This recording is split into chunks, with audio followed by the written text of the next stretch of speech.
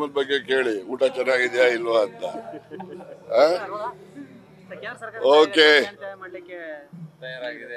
ಈಗ ಕೇಂದ್ರ ಸರ್ಕಾರದಲ್ಲಿ ನೀತಿ ನಿರೂಪಣೆ ಮಾಡ್ತಕ್ಕಂತ ವ್ಯವಸ್ಥೆ ಇದೆಯಲ್ಲ, ನಮ್ಮ ರಾಜ್ಯದಲ್ಲಿ ನೀತಿ ನಿರೂಪಣೆ ಮಾಡೋರ್ಗಿನ್ನ ಹಿಂದುಳಿದಿದ್ದಾರೆ ಅವರು ಅಂತೇಳಿ.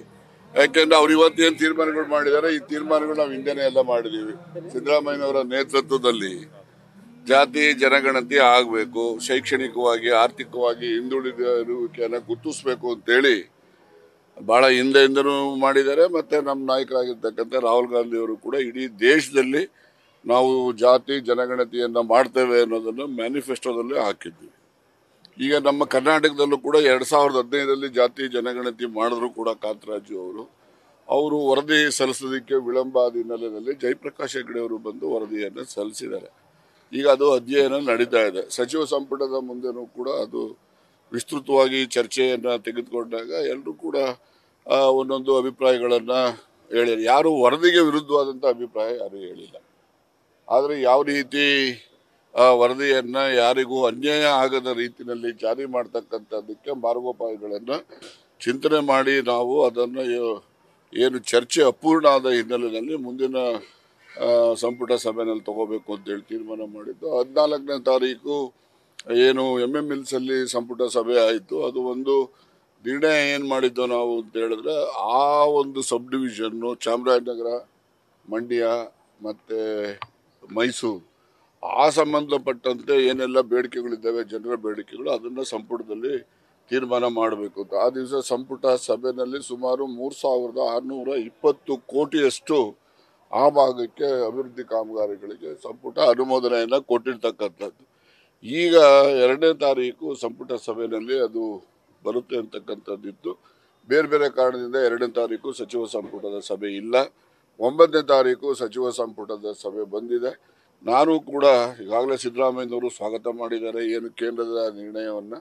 ನಾವು ಕೂಡ ಕೇಂದ್ರದಲ್ಲಿ ಏನು ತೀರ್ಮಾನ ಮಾಡಿದ್ದಾರೆ ಜಾತಿ ಜನಗಣತಿಯ ಬಗ್ಗೆ ನಾನು ಆ ತೀರ್ಮಾನವನ್ನು ಸ್ವಾಗತ ಮಾಡ್ತೇನೆ. ಬಿಜೆಪಿ ನಾಯಕರು ಹೇಳ್ತಾರೋ ರಾಜ್ಯ ಜಾತಿ ಗಣತಿ ಸ್ವಾರ್ಥಕ್ಕಾಗಿ ವೋಟ್ ಬ್ಯಾಂಕ್ ಆಗಿ ಮಾಡ್ತಾ ಇದಾರೆ. ಆಯ್ತಪ್ಪ, ಈಗ ಅವ್ರು ಆ ಥರ ಹೇಳಿದ್ಮೇಲೆ ಈಗ ಅವ್ರು ಮಾಡಕ್ ಹೊರಟವ್ರಲ್ಲ, ಅವ್ರು ಯಾವ ಸ್ವಾರ್ಥಕ್ಕೆ ಮಾಡಕ್ ಹೊರಟಿದ್ದಾರೆ? ಹಾಗಾದ್ರೆ ಅವರು ಸ್ವಾರ್ಥಕ್ಕೆ ಹೊರಟಿದ್ದಾರೆ. ನೋಡಿ, ಅವ್ರದ್ದು ಯಾವುದಾದ್ರೂ ಉದ್ದೇಶ ಇಟ್ಕೊಂಡು ಮಾಡಿರ್ಲಿ. ನಮ್ಮ ಸರ್ಕಾರ, ಸಿದ್ದರಾಮಯ್ಯವ್ರ ಸರ್ಕಾರ, ರಾಹುಲ್ ಗಾಂಧಿಯವ್ರ ಸರ್ಕಾರ ತೀರ್ಮಾನಗಳು ಏನು ಕಟ್ಟಕಡೆಯ ವ್ಯಕ್ತಿ ಇದ್ದಾನೆ, ಹಳ್ಳಿಗಾಡಿನಲ್ಲಿ ಇರ್ತಕ್ಕಂಥವನು, ಬಡವ, ಆರ್ಥಿಕವಾಗಿ ಹಿಂದುಳಿದಿರ್ತಕ್ಕಂಥವನು, ಶೈಕ್ಷಣಿಕವಾಗಿ ಹಿಂದುಳಿದಿರ್ತಕ್ಕಂಥವನು, ಅವರನ್ನ ಮೇಲೆ ಸಮಾಜದ ಮುಖ್ಯವಾಹಿನಿಯಲ್ಲಿ ತರಬೇಕು. ಅವರು ಕೂಡ ಸ್ವಾಭಿಮಾನದ ಬದುಕನ್ನ ಕಾಣಬೇಕು, ಆರ್ಥಿಕವಾಗಿ ಸದೃಢರಾಗಬೇಕು ಅಂತಕ್ಕಂಥ ಉದ್ದೇಶದಿಂದ ನಾವು ಮಾಡ್ತಕ್ಕಂಥದ್ದು. ಈ ವೋಟ್ ಬ್ಯಾಂಕ್ಗೆ ಮಾಡ್ತಾರೆ ಅಂತಕ್ಕಂಥದ್ದು ಶುದ್ಧ ಸುಳ್ಳು. ಅದನ್ನ ನಾನು ಒಪ್ಪೋದಿಲ್ಲ.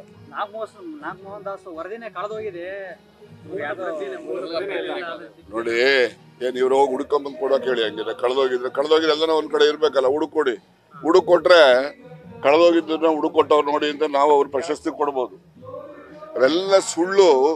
ಜನಗಳನ್ನ ತಪ್ಪು ದಾರಿಗೆ ಎಳಿತಕ್ಕಂಥದ್ದು, ಜನಗಳಲ್ಲಿ ಗೊಂದಲ ಸೃಷ್ಟಿ ಆಗ್ಬಿಡೋದು. ಈಗ ನಾವೆಲ್ಲ ಹಳ್ಳಿನಿಂದ ಬಂದಿರೋರಪ್ಪ, ನೀವು ಬಂದಿದ್ದೀರಿ ಅಂತ ಅನ್ಕೊಂತೀರಿ. ನಾವೆಲ್ಲ ಏನ್ ಹೇಳ್ತಾ ಇದ್ದೋ, ಏನ್ ಪಂಚಾಂಗ ಹೊರಟೋಗ್ಬಿಟ್ರೆ ನಕ್ಷತ್ರ ಹೋಗ್ಬಿಡುತ್ತಾ ಅಂತ ಹೇಳ್ತಾ ಇದ್ದೋ, ಹೌದಲ್ವಾ? ಈಗ ಹಂಗೆ ಇದು ಅಷ್ಟೇನೆ. ಏನು ವರದಿ ಇಲ್ಲ ಅಂತ ಅಂದಾಕ್ಷಣಕ್ಕೆ ವರದಿ ಪ್ರತಿಗಳು ಇರ್ತವೆ, ಅವೆಲ್ಲ ಸಾಫ್ಟ್ ಕಾಪಿಗಳು ಇರ್ತವೆ, ಎಲ್ಲ ಇರ್ತವೆ. ಈಗ ಎಲ್ಲರೂ ಮನೆಗೂ ಕೂಡ ಶಾಸಕರಿಗೆ ಇನ್ನೂ ಕೊಟ್ಟಿಲ್ಲ, ಅದು ಮುಂದಿನ ಹಂತದಲ್ಲಿ ಕೊಡ್ತಾರೆ. ಈಗ ಸಚಿವರ ಮನೆಗೆ ಎಲ್ಲ 8 ಸಂಪುಟನೂ ಕೂಡ ಅವ್ರ ಮನೆಗಳಿಗೆ ಎಲ್ಲರೂ ಕೂಡ ಕೊಟ್ಟಿದ್ದಾರೆ. ಅದನ್ನು ಅಧ್ಯಯನಕ್ಕೆ ಅನುಕೂಲ ಆಗಲಿ ಅಂತೇಳಿ. ಯಾವ ವರದಿ ಯಾವುದು ಕಳೆದು ಹೋಗಿಲ್ಲ, ಯಾರು ಎತ್ತು ಇಟ್ಟಿಲ್ಲ, ಏನಿಲ್ಲ, ಎಲ್ಲ ದಾಖಲೆಗಳು ಇದಾವೆ. ಸನ್ಮಾನ್ಯ ಜಯಪ್ರಕಾಶ್ ಹೆಗಡೆ ಅವರು ಸಚಿವರಾಗಿದ್ದಂಥವ್ರು, ಲೋಕಸಭಾ ಸದಸ್ಯರಾಗಿದ್ದಂಥ ಜವಾಬ್ದಾರಿ ಮನುಷ್ಯ.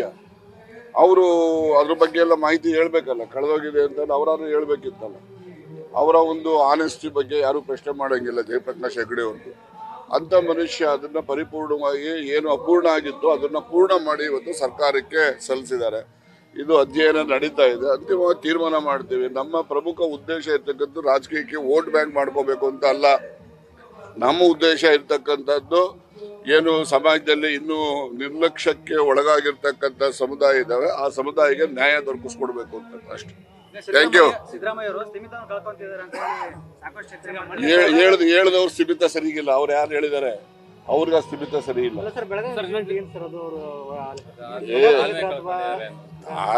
ಅಲ್ಲ ರೀ, ಕೇಳ್ರಿ, ಇಲ್ಲಿ ಈಗ ಬಿಜೆಪಿ ಅವರು ಫಂಕ್ಷನ್ಗಳು ಮಾಡ್ತಾರೆ, ನಮ್ಮ ಕಡೆಯವ್ರು ಯಾರನ್ನ ಹೋಗಿ ಡಯಾಸ್ ಹತ್ರ ಕೂತ್ಕೊಂಡು ಡಯಾಸ್ ಮೇಲೆ ಕೂತ್ಕೊಂಡು ಅವ್ರಿಗೆ ಧಿಕ್ಕಾರ ಕೂಗ್ತೀವ?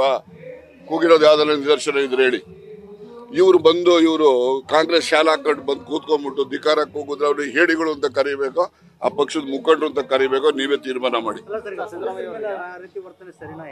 ಅದು ಯಾರು ವರ್ತನೆ ಏನ್ ಹೇಳಿದಾರೆ, ಏನಾಯ್ತು, ಏನ್ ವರ್ತನೆ? ಸಿಂಗಲ್ ವರ್ಡ್ ಇಂದ ಕರೀತಾರೆ ಅಂತ ಅಂದ್ರೆ ಸಿಂಗಲ್ ವರ್ಡ್ ಅಂದ್ರೆ ನೀವ್ ಯಾಕೆ ಅನ್ಕೊಂತೀರಿ? ಅದೇ ಪ್ರೀತಿಯಿಂದ ಕರೆದಿರೋ ವರ್ಡ್ ಅಂತ ಯಾಕೆ ತಿಳ್ಕೊಬಾರ್ದು? ಈಗ ಕೈ ಯಾರ ಮೇಲೆ ಕೈ ಎತ್ತಿದ್ರು ನೋಡ್ರಿ, ಇವೆಲ್ಲ ನೀವು ಮಾಧ್ಯಮದಲ್ಲಿ ಸೃಷ್ಟಿ ಮಾಡಕ್ ಹೋಗ್ಬೇಡಿ.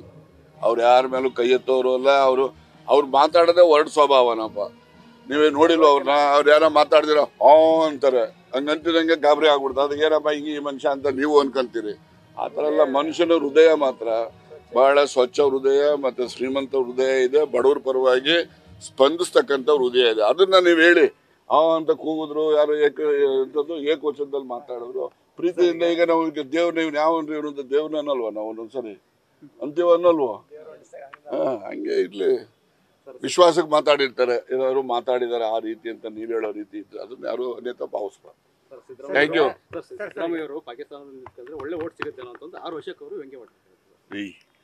ಅವರು ವ್ಯಂಗ್ಯ ಆಡ್ತಾರೆ. ಈಗ ವಿರೋಧ ಪಕ್ಷದವ್ರಿಗೆ ಏನು ಕೆಲ್ಸ ಇಲ್ವಲ್ಲಪ್ಪ. ಈಗ ಯಾರ್ದು ಈಗ ಬೈ ಎಲೆಕ್ಷನ್ಗಳು ಏನಾಯ್ತು, ಇವರೆಲ್ಲ ಲೋಕಸಭೆಗೆ ಗೆದ್ಬಿಟ್ಟಿದೀವಿ ಅಂತ ಹೊರಟ್ಬಿಟ್ರಲ್ಲ, ಬೈ ಎಲೆಕ್ಷನ್ಗಳೆಲ್ಲ ಏನದು? ಅದರಿಂದ ಜನರ ಪ್ರೀತಿ, ನಮ್ಮ ಗ್ಯಾರಂಟಿಗಳೇನಿದಾವೆ ಅದು ಜನರ ಮನಸ್ಸಿನಲ್ಲಿ ಕೂತಿದೆ. ಆ ಜನರ ಮನಸ್ಸನ್ನ ಬೇರೆ ರೀತಿಯಲ್ಲಿ ಅವರಲ್ಲಿ ಅಸಮಾಧಾನ ಉಂಟು ಮಾಡಲಿಕ್ಕೆ ಈ ರೀತಿಯ ಭಾವನೆಗಳನ್ನು ಹೇಳ್ತಾರೆ. ವಿರೋಧ ಪಕ್ಷದವರು ಏನು ಹೇಳಂಗಿಲ್ವಲ್ಲ. ಈಗೆಲ್ಲ ಒಂದೊಂದು, ಈಗ ಮೊನ್ನೆ ಈಗಾಗಲೇ ಹೇಳ್ದಂಗೆ 3620 ಕೋಟಿಯಷ್ಟು ಅಭಿವೃದ್ಧಿ ಕೆಲಸಗಳಿಗೆ ಮಂಜೂರಾತಿಯನ್ನು MMLs ಸಚಿವ ಸಂಪುಟದ ಸಭೆಯಲ್ಲಿ ಮಂಜೂರಾತಿ ಮಾಡಿದೆ. ದುಡ್ಡೇ ಇಲ್ದಿರ ಮಂಜೂರಾತಿ ಮಾಡೋಕ್ಕಾಗ್ತದ? ಹಾಗಾಗಿ ಎಲ್ಲ ಸುಳ್ಳು ಅಪಪ್ರಚಾರಗಳನ್ನ ನಡೆಸ್ಕೊಂಡು ಹೋಗ್ತಿದ್ದಾರೆ. ವಿರೋಧ ಪಕ್ಷದವ್ರಿಗೆ ಇನ್ನೇನು ಕೆಲಸ ಇಲ್ಲ, ಅಪಪ್ರಚಾರ ಮಾಡೋದು, ಸುಳ್ಳನ್ನ ಸತ್ಯ ಮಾಡಕ್ ಹೊರಟಿದ್ದಾರೆ. ಅದರಲ್ಲಿ ಅವರಿಗೆ ಯಶಸ್ಸು ಆಗಲ್ಲ ಅಂತಕ್ಕಂಥದ್ದನ್ನ ತಿಳ್ಕೊಳ್ಳೋಣ.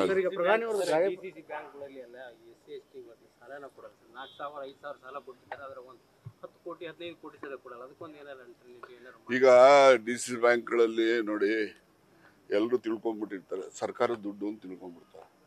DCC ಬ್ಯಾಂಕ್ ಆಗಲಿ ಸೊಸೈಟಿಗಳಲ್ಲಿ ಬರ್ತಕ್ಕಂಥ ದುಡ್ಡು ಸರ್ಕಾರದ ದುಡ್ಡಲ್ಲ. ಆ ಸಂಸ್ಥೆಗಳು ಏನು ಡೆಪಾಸಿಟರ್ಸ್ ಇಂದ ದುಡ್ಡು ತಗೊಂಡಿರ್ತಾರೆ, ಅವರಿಂದ ಸಾಲ ಕೊಡ್ತಾರೆ. ಅದ್ರ ಜೊತೆಗೆ ಏನಾದ್ರು ಇನ್ನೊಂದು ಸ್ವಲ್ಪ ಅಪೆಕ್ಸ್ ಬ್ಯಾಂಕ್ನಿಂದ ನಮ್ಮ ಅನಂತಯ್ಯನವರು ಕೂಡ ಡೈರೆಕ್ಟರ್ ಆಗಿದ್ರು. ಅಲ್ಲಿ ಅಪೆಕ್ಸ್ ಬ್ಯಾಂಕ್ನಿಂದ ಸ್ವಲ್ಪ ಹಣ ಸಾಲವಾಗಿ ತಗೊಂಡ್ಬಂದು ಇವ್ರು ಕೊಡ್ತಕ್ಕಂಥದ್ದು. ಇವರು DCC ಬ್ಯಾಂಕ್ನಲ್ಲಿ ಈಗ ಎಲ್ರಿಗೂ ಕೂಡ ಸಾಲ ಕೊಡೋದು ಕಷ್ಟ ಆಗ್ತದೆ, ಲಭ್ಯತೆ ಬೇಕಲ್ವಾ? ಯಾವುದೆಲ್ಲ ಈಗ ನೋಡಿ, ನಬಾರ್ಡ್ನಲ್ಲಿ ಮೊದಲು 5,600 ಕೋಟಿ ಕೊಟ್ಟಿದ್ರು ಕಳೆದ ವರ್ಷ. ಈ ವರ್ಷ 2,340 ಕೋಟಿ ಕೊಡ್ತಾರೆ, 58% less than the previous year. ಮತ್ತೆ ಎಲ್ಲಿ ಬರ್ತದೆ ದುಡ್ಡು? ಹಾಗಾಗಿ ನಾನೀಗಾಗಲೇ ಎಲ್ಲ ಅಧಿಕಾರಿಗಳು ಸೂಚನೆ ಕೊಟ್ಟಿದ್ದೀನಿ. SC STಗಳಿಗೂ ಕೂಡ ರಿಸರ್ವೇಶನ್ ಯಾವ ರೀತಿ ಇದೆ ಅದೇ ರೀತಿ ಹಣನೂ ಕೂಡ ಸಾಲ ಸೌಲಭ್ಯ ಕೊಡಬೇಕು, ವಿಮೆನ್ಗೂ ಕೊಡಬೇಕು ಅಂತೇಳಿ ಆದೇಶ ಮಾಡಿದ್ದೀವಿ. ಅದ್ರ ಪ್ರಕಾರ ಕೊಡ್ತಾ ಇದ್ದಾರೆ. ಯಾವ್ದಾದ್ರು ನಿರ್ದಿಷ್ಟವಾಗಿ ಸಾಲ ಕೇಳಿ ಯಾರು SC ST ಅವರು ಒಬ್ಬ ಲೇಡಿ ಸಾಲ ನಮಗೆ ಕೊಟ್ಟಿಲ್ಲ ಅಂತ ಹೇಳಿ ನನ್ನ ಗಮನಕ್ಕೆ ತಂದ್ರೆ ಇಮಿಡಿಯೇಟ್ ಆಗಿ ಸಾಲ ಕೊಡುವಂತ ವ್ಯವಸ್ಥೆ ಮಾಡಿಸ್ತೀವಿ. Thank you. ನೋಡಿ, ನಾವು ಯಾವಾಗ್ಲೂ ಯಾವುದೇ ಒಂದು ಚಿಂತನೆ ಮಾಡಿದ್ರು ಕೂಡ ಜನರಿಗೆ ಅನುಕೂಲ ಆಗುವಂತ ವಿಚಾರಗಳ ಬಗ್ಗೆ ಚಿಂತನೆ ಮಾಡ್ತೀವಿ. ಈ ಗಾಯಬ್ ಅದು ಇದು, ಗಾಯಬ್ ಅಂದ್ರೆ ಹಿಂದಿನಲ್ಲಿ ಹೇಳೋದು ಕಾಣೆ ಆಗಿದ್ದಾರೆ ಅಂತ ಹೇಳೋದು. ಗಾಯಬ್ ಅಂದ್ರೆ ಕಾಣೆ ಆಗಿದ್ದಾರೆ ಅಂತ ಯಾವ ಪದಕ್ಕೆ ಅರ್ಥ ಇರೋದು? ಕಾಣೆ ಎಲ್ಲ ಅವ್ರು ಇಲ್ಲೇ ಅವರಲ್ಲ. ನೋಡಿ, ಖರ್ಗೆ ಅವ್ರು ಏನ್ ಹೇಳಿದ್ರೆ ಸರಿ ಹೇಳಿದ್ದಾರೆ. ಅಸಮಾಧಾನ ಅಂತಲ್ಲ, ಮನುಷ್ಯನಿಗೆ ನಾವು ಪ್ರಜಾಪ್ರಭುತ್ವ ವ್ಯವಸ್ಥೆನಲ್ಲಿ ನಾವು ವಾಕ್ ಸ್ವಾತಂತ್ರ್ಯ ಕೊಟ್ಟು ಯಾರು ಏನು ಮಾತಾಡಬಾರ್ದು. ನೀವು ಹಂಗ್ ಮಾತಾಡ್ಬೇಕಾಗಿತ್ತು, ಹಿಂಗ್ ಮಾತಾಡ್ಬೇಕು ಅಂದ್ರೆ ಸಂವಿಧಾನಕ್ಕೆ ಮಾಡೋ ಅಪಚಾರ, ಅವಮಾನ ಅಷ್ಟೇ. ಅದೆಲ್ಲ ಯಾರು ಒಪ್ಪೋದಿಲ್ಲ. ನಡೀರಿ ನೋಡೋಣ ಇನ್ನೊಂದ್ಸರಿ. Thank you.